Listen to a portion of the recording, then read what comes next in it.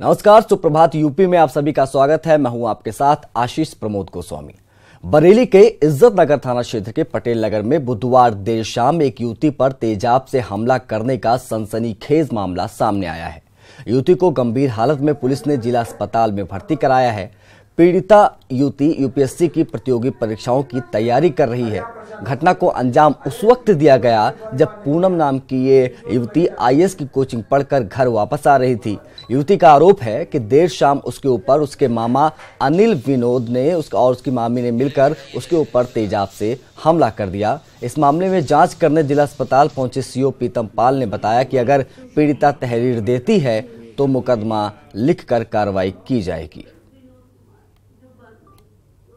बताइए मैंने क्या करा, तो बोले तुम बहुत पैरोकारी कर रही हो।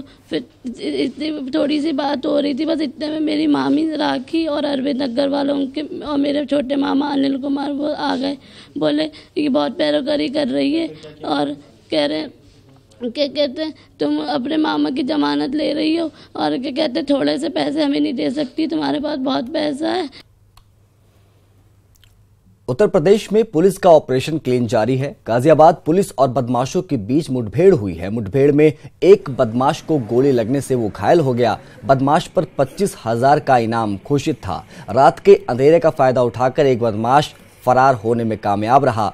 फरार बदमाश की पुलिस तलाश में जुटी है। घायल बदमाश को हॉस्पिटल में भर्ती कराया गया है। घायल बदमाश का नाम सोनू उर्फ तैयब बताया जा रहा है, जो कि खतौली का निवासी बताया जा रहा है। घायल बदमाश के पास एक स्कूटी, एक तमंचा, 5 कारतूस पुलिस ने मौके से बरामद किए हैं।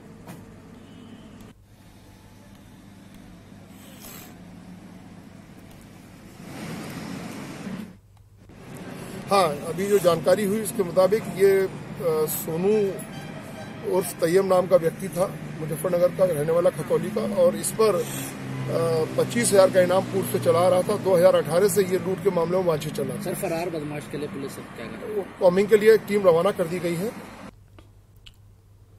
संत कबीर नगर जिले में चल रही जिला योजना बैठक में विधायक और सांसद के बीच घमासान युद्ध हो गया। बताया जा रहा है कि काम का क्रेडिट लेने की होड़ में दोनों नेताओं के बीच गुत्थम गुत्थी हो गई।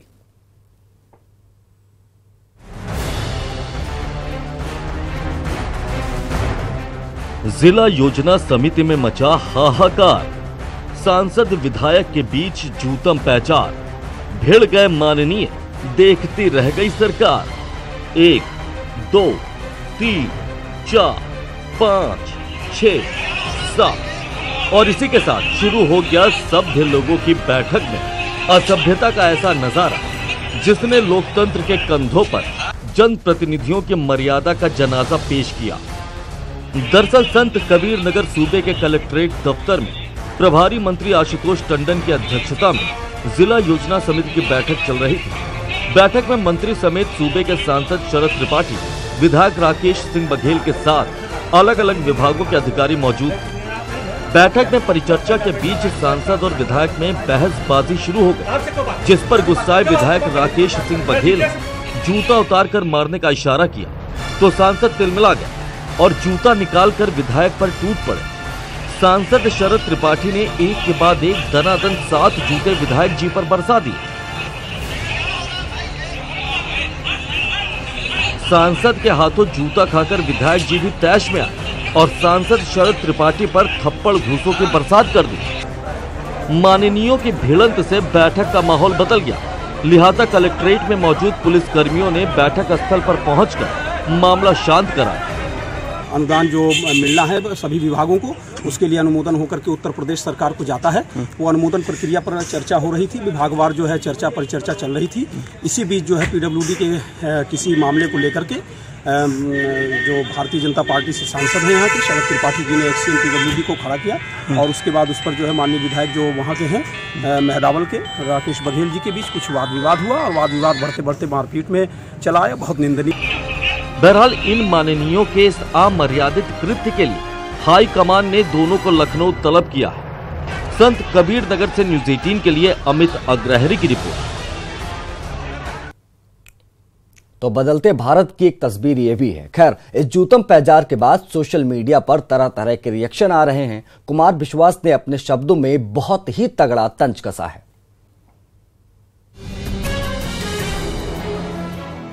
ये संत कबीर नगर का वीडियो है।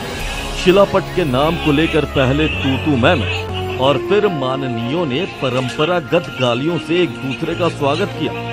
जब जी नहीं भरा तो जूता मारकर माहौल का छीछा लेदर कर दिया। जब ये वीडियो सोशल साइट्स पर पहुंचा था तो यूजर्स ने सोशल स्ट्राइक कर दी। किसी ने लिखा मोदी का सांसद योगी के विधायक पर भारी पड़ा, तो किसी ने तंज किया कि चुनाव में कुछ भी मुमकिन है। लेकिन कवि डॉक्टर कुमार विश्वास ने अपने अंदाज में ही तंज कसा। कुमार विश्वास ने लिखा, दो राष्ट्रवादी लोगों में कहा सुनी हो, एक सांसद एक विधायक, सीमा पर कौन पहले जाए पाकिस्तान से लड़ने, शायद यही मुद्दा रहा होगा। आखिर तक सुनिए वीडियो। आखिर में अलग अलग भाषा बोली में भारत माता की जय शायद सुनाई देगा। ऐसे लोग देश की संसद और विधानसभाओं में जरूर भेजते रहे और फिर देश की सारी समस्याओं का ठीकरा एक दूसरे दल पर फोड़ते रहे। कवि इमरान प्रतापगढ़ी ने इसे सर्जिकल स्ट्राइक 3 बताया और लिखा कि संत कबीर नगर सांसद और विधायक के बीच ये मल्ल युद्ध है। विक्रम वर्मा लिखते हैं, संस्कारी पार्टी के संस्कारी सांसद। राम प्रताप वर्मा ने ट्वीट किया, मस्त वीडियो है, इसके आगे सास बहू वाला झगड़ा तो कुछ भी नहीं।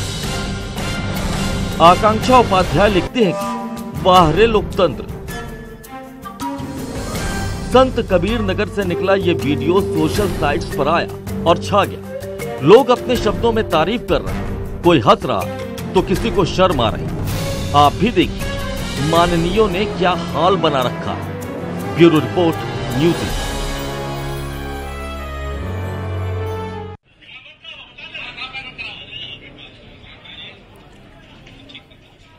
तो इसी जूतम पैजार पर ज्यादा जानकारी के साथ हमारे संवाददाता संत कबीर नगर से अमित अग्रहरी जुड़ गए हैं। अमित, कल तो जो होना था हो गया, आज क्या कुछ देखने को मिलेगा इस मसले को लेकर?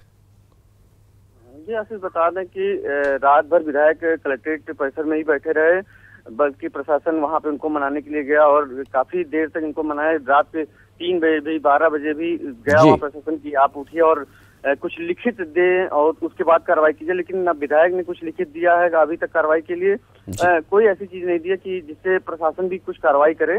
तो इस चीज को देखा जाए तो अभी तक न प्रशासन को कोई लिखित चीज मिली हो जिसकी वजह से वो कुछ कार्रवाई कर सके, और विधायक बस अड़े हुए हैं कि बस कुछ कार्रवाई हो।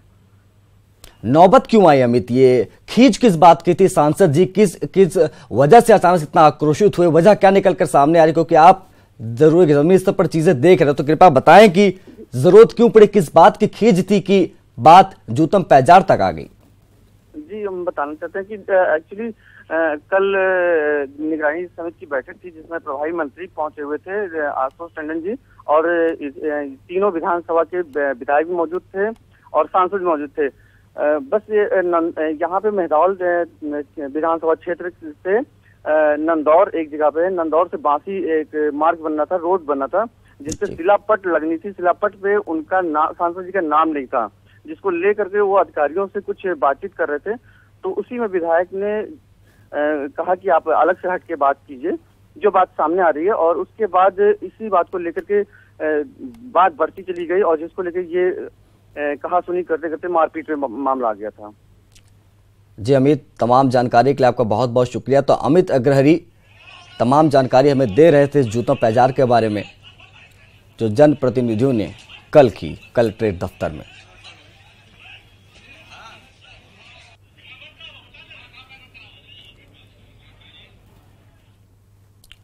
मेरठ में बुधवार को आग से सैकड़ों झुग्गियां झोपड़ियां जलकर राख हो गई। यहां रहे लोगों को लाखों का नुकसान हुआ। डीएम ने इस पूरे मामले को लेकर जांच के आदेश दिए हैं। पुलिस ने 4 लोगों को गिरफ्तार किया है। इसमें पहले मेरठ के सदर बाजार थाना क्षेत्र के भूसा मंडी में अतिक्रमण हटाने को लेकर बवाल हो गया था, जिसके बाद आक्रोशित लोगों ने पुलिस व कैंट बोर्ड की टीम पर पथराव किया। पुलिस ने 4 लोगों को गिरफ्तार किया और फिर कुछ असामाजिक तत्वों ने झुग्गियों में आग लगा दी। प्रधानमंत्री नरेंद्र मोदी ने किसान सम्मान निधि के तहत किसानों को 6,000 रुपए की मदद का ऐलान किया था, मगर जौनपुर के अधिकारी इसको पलीता लगा रहे हैं। ये रिपोर्ट देखिए। सूची में और पैसा भी नहीं आया अभी तक। हम गए बैंक पे पैसा निकालने तो पैसा नहीं आया है। सुन रहे हैं कि आएगा ही नहीं, जो ज्वाइन खाता उसमें आ ही नहीं रहा है, और कुछ लोगों का आया वापस चला गया। जो पैसे आ रहा है वो 2,000 आकर किसान में आकर फिर वापस चला जा रहा है। अब इसे सरकारी मदद कहेंगे या मदद के नाम पे दिलासा, क्योंकि किसान तो यही समझ रहे हैं कि प्रधानमंत्री किसान सम्मान निधि के तहत पहली किश्त के तौर पर जो 2,000 रुपए किसानों के बैंक खातों में आए थे, वो आए तो मगर कुछ देर के लिए। पैसा साहब आया और मैसेज आया, उसके बाद कुछ ही देर में पैसा निकल गया। जौनपुर में करीब 5,000 किसान ऐसे हैं जिनके बैंक खातों में सरकार की तरफ से दिए गए 2,000 रुपए आए थे, मगर वो वापस हो गए। लिहाजा वो ठगा सा महसूस करने लगे। किसानों लोग पैसा आ रहा है, उसको वापस भी चला जा रहा है। वहीं इस मामले में जिला अधिकारी का कहना है कि ये समस्या डिजिटल एरर के कारण, वेरिफिकेशन में नाम मैच नहीं होने के चलते रुपए वापस चले गए। कुछ डिजिटल अंतर है, जैसे कि राम खिला वन सिंह है तो राम सिंह फीड किया गया, तो क्योंकि ये डिजिटली होने के कारण कि कुछ छोटा छोटा एरर भी पकड़ लेता, तो ऐसे किसान है तो उसके संबंध में उसका जो पैसा वापस आके जाने की बात थी उनको रेक्टिफाई किया जा रहा है। और ये सभी पात्र किसान हैं। अभी इनकी जो सेकंड लॉट में जो उनको पैसा मिल रहा है उसमें इन सारे किसानों को फिर से भेजा जा रहा है रेक्टिफाई करके। रुपए वापसी को लेकर जिला अधिकारी से आश्वासन मिलने के बाद किसानों ने अब राहत की सांस ली। जौनपुर से न्यूज़ 18 के लिए मनोज सिंह पटेल की रिपोर्ट। श्री काशी विश्वनाथ कॉरिडोर बनने के बाद पहला ऐसा मौका होगा जब विश्व के नाथ विश्वेश्वर महादेव के दर्शन ईशान कोण समेत सभी दिशाओं से होंगे। क्या है ईशान कोण का महत्व, कैसा होगा काशी विश्वनाथ धाम, आपको इस रिपोर्ट में दिखाते हैं।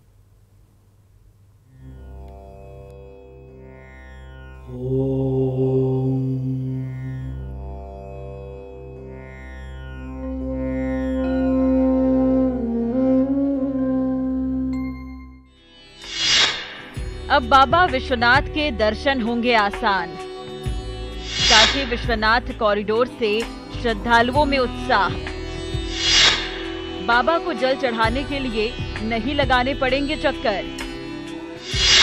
कॉरिडोर बना तो नजर आया मंदिर का ईशान कोण। श्री काशी विश्वनाथ मंदिर तो आप आए होंगे, लेकिन कभी काशी विश्वनाथ मंदिर को बाहर से आपने शिखर नहीं देखा होगा। लेकिन अब ये मुमकिन है, जहां कभी ऊंची इमारतों के चलते मंदिर का शिखर देखना मुश्किल था, अब वो शिखर दिखने लगा है। यही नहीं, वो शिखर अब ईशान कोण से भी दिखने लगा है।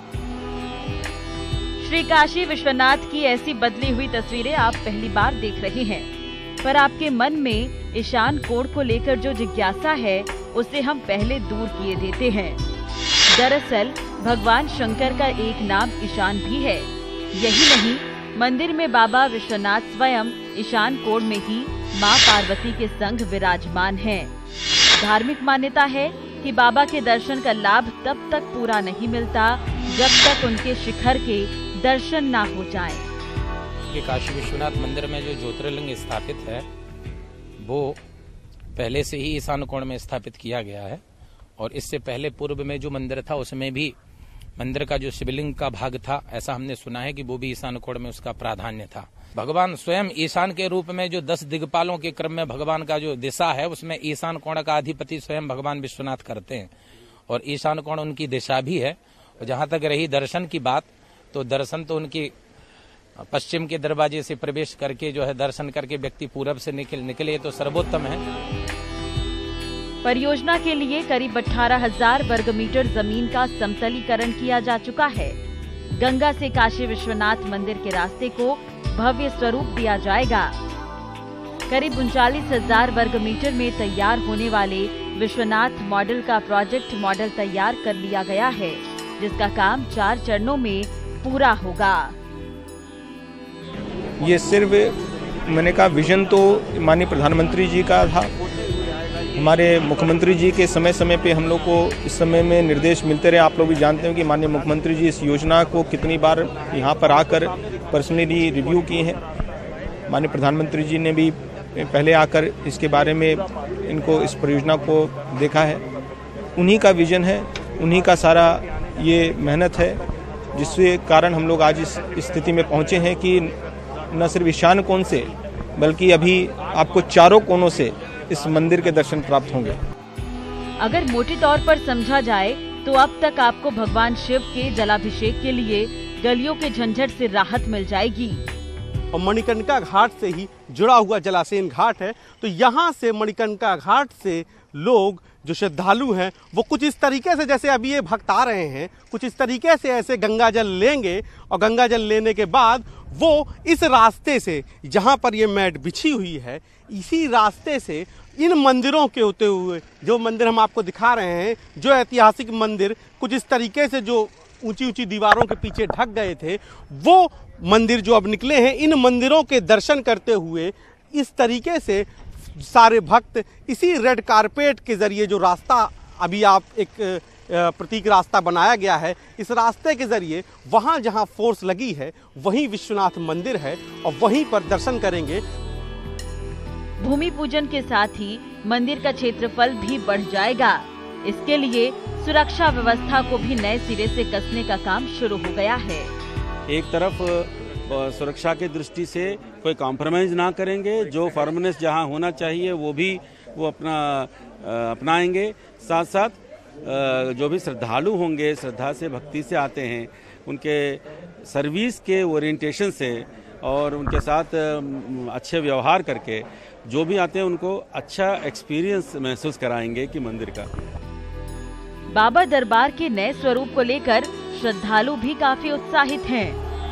जी बहुत सुंदर हो रहा है, बहुत सुंदर काम है मोदी जी की तरफ से, बहुत सुंदर हो रहा है। जी बहुत आसान हो जाएगा, हमारे लिए नहीं सबके लिए भी, जो भी तीर्थ यात्रा कर रहे हैं बाहर से जो भी है सबके लिए आसान हो जाएगा। कॉरिडोर बनने के बाद तो दर्शन आसान हो जाएंगे और जो भी बनारस में हमारे टूरिस्ट जो विदेशों से आ रहे हैं उनके लिए भी बहुत ज़्यादा सुविधा युक्त हो जाएगा। उनको भी सीधा मणिकर्णिका घाट वो आते हैं देखने और सीधा मणिकर्णिका घाट से सीढ़ियाँ बनते हुए गंगा जल लेते हुए अपना आराम से आएंगे दर्शन करने। लेकिन बाबा के आशीर्वाद से मोदी जी यहाँ पे आए, सांसद बने, उन्होंने जितना यहाँ काम किया बहुत भी बड़ा ऐतिहासिक काम किया है और साक्षात बाबा विश्वनाथ की इनके ऊपर कृपा भई है और इससे देशवासी यहाँ की जनता की जो है बहुत ही खुश है। 8 मार्च को प्रधानमंत्री नरेंद्र मोदी इसकी आधारशिला रखते हुए भूमि पूजन करेंगे। रानी अहिल्याबाई के बाद लगभग 250 साल बाद ये दूसरा मौका है जब काशी विश्वनाथ मंदिर का विस्तार हो रहा है। वाराणसी से न्यूज़ 18 के लिए उपेंद्र द्विवेदी की रिपोर्ट। हमारी पहुंच ही आपकी ताकत है। अब न्यूज़ 18 यूपी देखने के लिए आप लॉग ऑन कर सकते हैं news18up.com। हमारा फेसबुक पेज है /news18up, ट्विटर हैंडल है @news18up और हमारा यूट्यूब चैनल है /news18up उत्तराखंड। नमस्कार।